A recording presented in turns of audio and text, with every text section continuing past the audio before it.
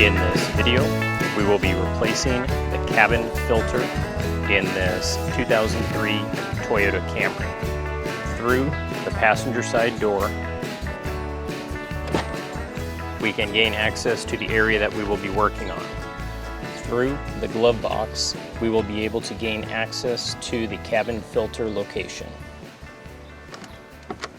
Taking a look at the right side of the glove box, we have a small tab that needs to be moved out of the way. And we also have the same plastic tab on the left side of the glove box. We can press inward on the thin plastic wall of the glove box.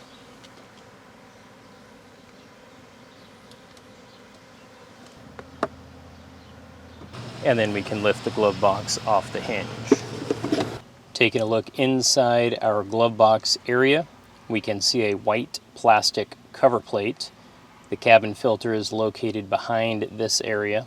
On the left side of this cover plate, as well as the right side of this cover plate, we have an area to grab onto as we wiggle this cover plate off.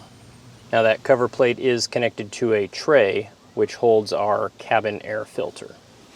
Our existing cabin filter isn't too bad. We could maybe even just blow this out, but we're going to replace it with a new one. Now I do like to double check that the new one matches in size to the old one. This one looks like it'll be a good fit. Taking a look at our current cabin filter setup, we do have two tabs on the left side. Those tabs are helping hold that cabin filter in place.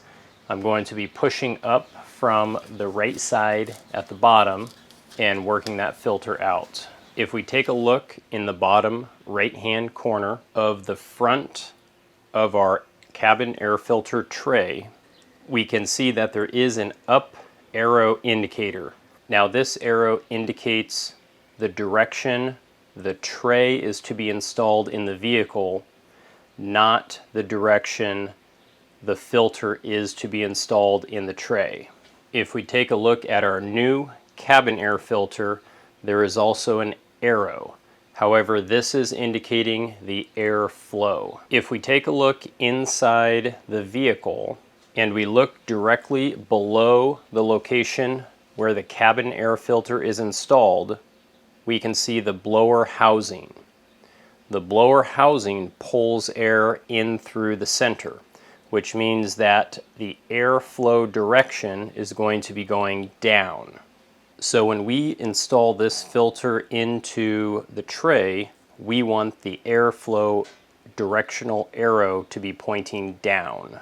But on our tray, we want that installation arrow to be facing up.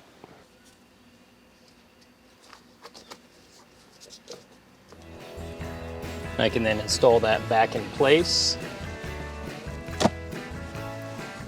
My glove box comes next, making sure that hinge is latched in place. And then we can close it and those retaining clips should slide into place. And everything looks pretty good.